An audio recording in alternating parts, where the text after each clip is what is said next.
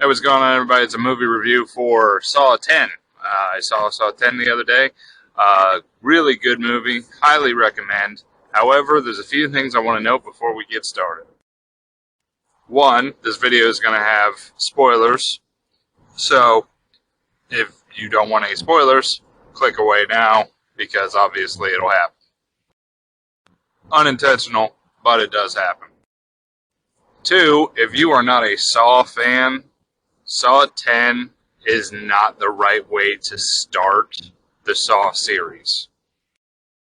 There's a lot of things in Saw 10 that are relevant to the rest of the movies, but you would literally need to know the people, places, and things inside of Saw 10, or you're going to be somewhat confused towards the end of the movie, and in the beginning especially. I mean, I'm a Saw fan. I have, I think, 8 out of the 10 movies on DVD, and I was still partially confused to the entirety of the introduction, like the first 30 minutes to 45 minutes of the movie. I was somewhat confused as to what was going on and what time place this took place in. So that brings me to my next subject, which is the time frame of this movie. After looking under IMDb, it says that it takes place after Saw 1, but if you know the characters that are involved and you know the story and plot line of Jigsaw and Saw, then you know that some of those characters don't come in until later movies. So the timeline, I don't think, is after 1. I think it's more or less after 2 or 3.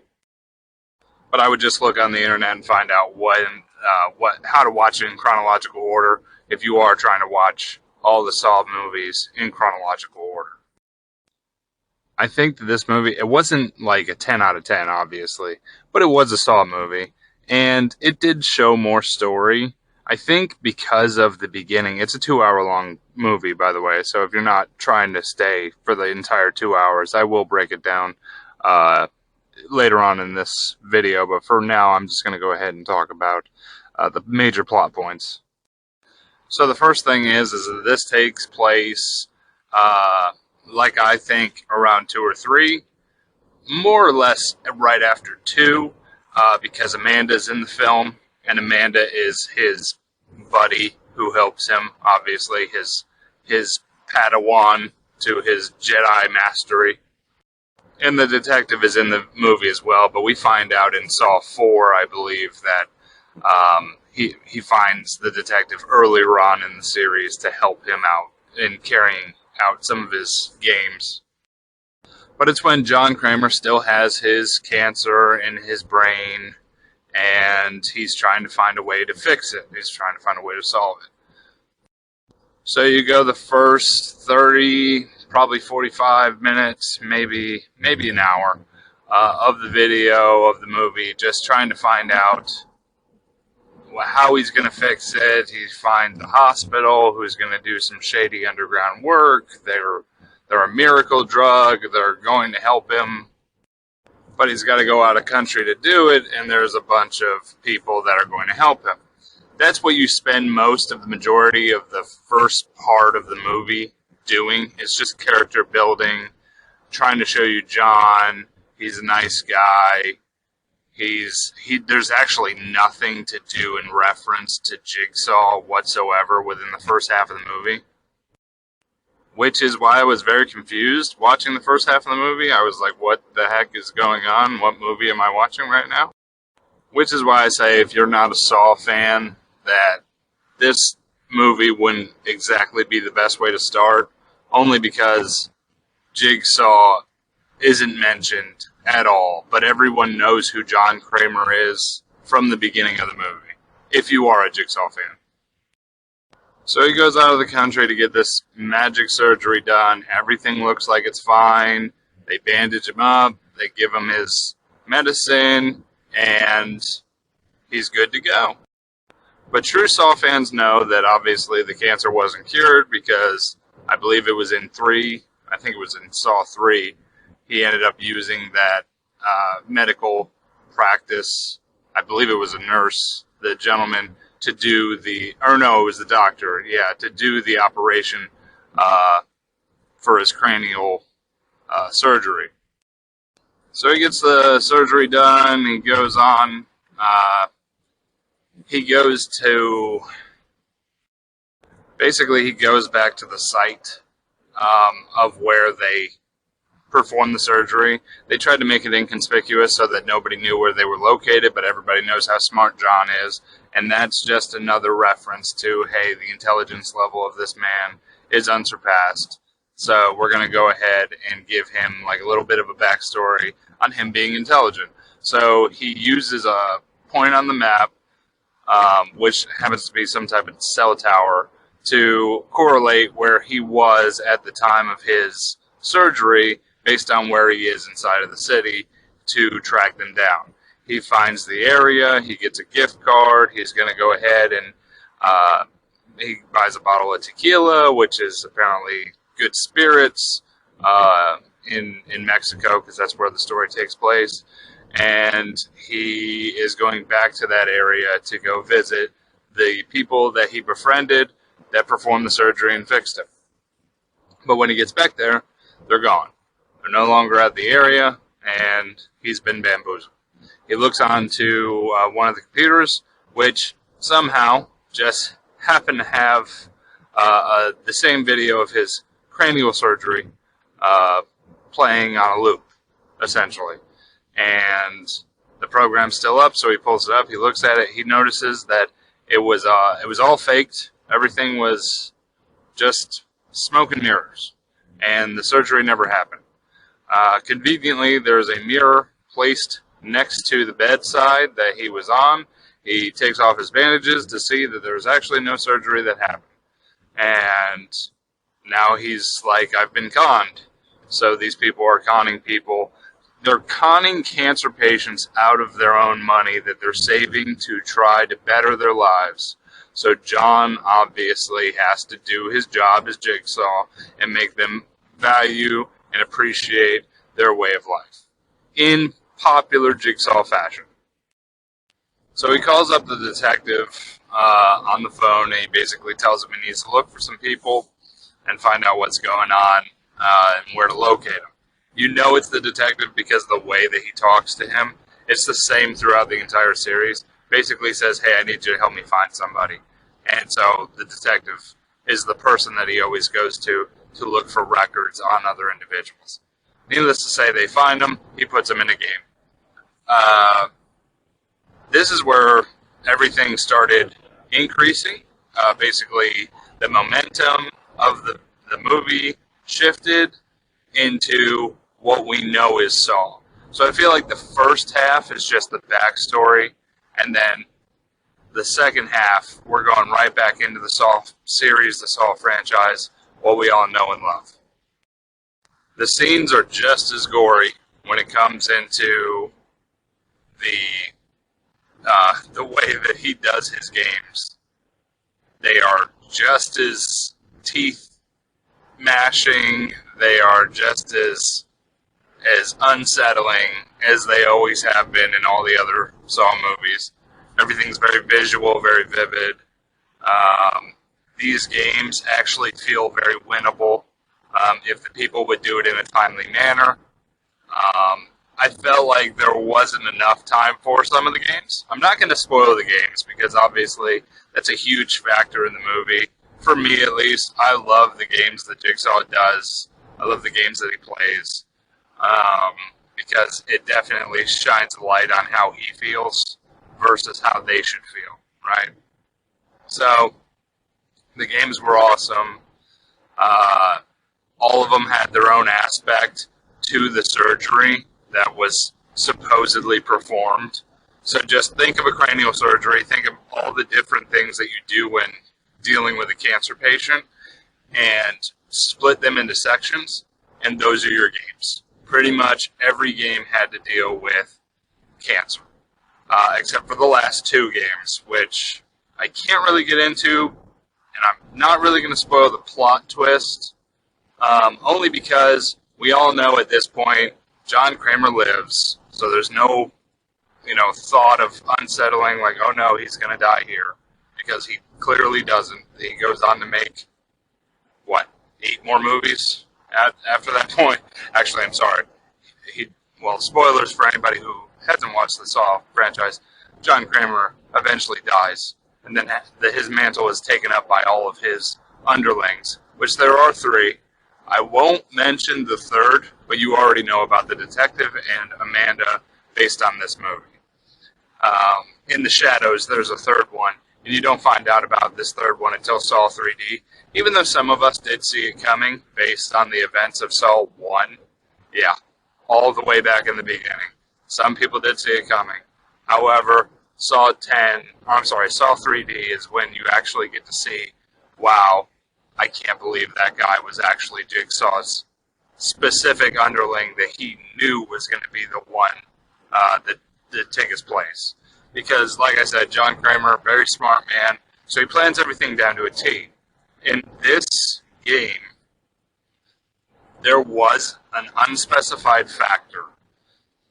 Jigsaw did take into consideration timing based on the games. And he kept telling Amanda throughout the night, hey, it's getting late, it's going into morning, we need to hurry this up. So he definitely considered this factor in the movie. Now, I am going to spoil this.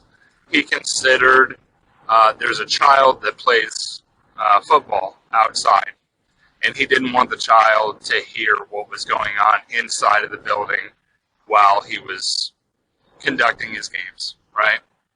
So he took that into consideration, and you could tell he took it into consideration the entirety of the night. It's just what happens when the games aren't finished on time is why we get to this point.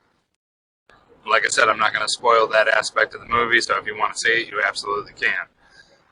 Amanda, kind of in similar Amanda fashion as every other movie, she relates to the drug addict, which is one of the con artists.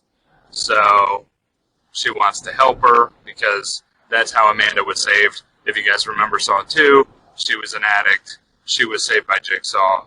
Now she thinks she could save every addict in every Saw movie. I don't know why she does that. It's super annoying, but I called it every single time that it happened. If you're a Saw fan and you know Amanda, you know she's going to sympathize with whatever drug users inside of the movie. Honestly, I have no gripes about the movie. There was nothing that I saw that was wrong with it. The games were great. Kramer is the same Kramer. Amanda is the same Amanda. All the players in the game. I love the plot twist. Like I said, not going to spoil, but it was a great plot twist. It foreshadows it in the movie. So earlier on in the movie, it kind of foreshadows it between himself and the other individual who's involved in the game, who was not supposed to be involved in the game, but ends up inevitably because of the bad decisions of the people inside being part of the game. So yeah, it was definitely something that I would say is a fantastic. It was a great addition to the Saw series, and it shined a light on the intelligence of John Kramer. I think that's the one thing that I've always liked about the Saw series, is that they do go in depth about how smart John is and how he predicts everything and every factor that comes into the Saw games. However, they never really exploit it. They never really explain in detail how he does what he does. And in this movie, it kind of showcases him utilizing his notebook, utilizing his knowledge in order to place in every factor that he can see, fathomable within the movie, which I thought was a great way to showcase Jigsaw, but it's not where I would start. I'll be honest, I would not start with Saw 10 ever. If I were to start the Saw series, definitely start with 1, because that's what got everybody jumped on the Saw train, was Saw 1, because it was so amazing. So if you're ever going to start a movie, in the Saw series, it's got to be Saw 1. Saw 2 is really good too, but if you're going to watch them in chronological order, I would say Saw 1, Saw 2. I mean, hell, I'd even watch it the way that they came out because it just keeps getting better and better. Now, I haven't seen Jigsaw. I'll have to do a review of that one too, and I will in the future whenever I see it. But overall, I'd say, I mean, I don't want to say the movie was fantastic. It was really good for the series, but it was just like a normal movie, a normal horror movie. It was more showcased than a normal horror movie. So I'd say I give this movie, I want to say like a 6, but because I love Saw so much, I would give it, for the Saw series, here, let's do we'll do two different reviews. One, as a movie, if you were going to see this, I'd say it's about a 6. Like a normal movie, horror, gory, I'd give it like a 6, maybe a 6.5, right? And that's with my bias, okay? As a Saw film in the franchise, I'd give it a 9. Maybe an 8.5 to a 9. Because I'm going to start doing 0.75s. I'm going to have to. So 8.75. Because it definitely showcases Jigsaw, it showcases his abilities, it showcases the characters, the main plot points, it shines a light on some of the aspects of the story, and it definitely shows that it's not all in malice. Some of it is done because it has to be done, right? The games, that is, that Jigsaw hosts, that John Kramer does. As far as a normal movie goes, I'd say probably a 6.25. I say it's good. It's definitely a horror movie that I would recommend to someone, but it's not something that you're going to go hog wild and, watch 50 million times. It's like an informative horror movie. It showcases Jigsaw and Saw and the capabilities of the games, right? But that's about it. That's how I would rate it, at least. Now, I will say the main antagonists of this movie in particular are, first of all, you hate them. They're not good people. Some of them, they're like on the edge because it's always the whole virtuous thing with the Saw movies. It's like, oh, what's right and what's wrong? Well, can you make right wrong? Can you make wrong right? Can you come back from this? Can you be reborn? Right? That's always the deal with the Saw series, which I've always enjoyed because it's one of those things. It's like, does your life matter? Does other people's lives matter? And in this movie, it does the same thing as far as the games and the way that they're portrayed. There are some of the characters that are like, well, should they be involved? Well, then you think about it, you got to think deep, right? So some people would say, oh, well, that person was just doing it because this person told them to do it. But they were involved by association, and they were getting paid to do it too. So, I mean, who's really in the wrong? You know what I mean? So it's like a moral standpoint on how you feel either way. And that's why I've always loved the Saw movies, because that moral ground, it's like, okay, well, you could side with this person, but then you're siding with a criminal, or you could side with this person who's also technically a criminal. So, I mean, it's just one of those, which one is the right way to go? All of the characters, I felt, in my opinion, definitely deserved the game, because the games weren't so bad to the point where it's like, okay, it's impossible for you to do it.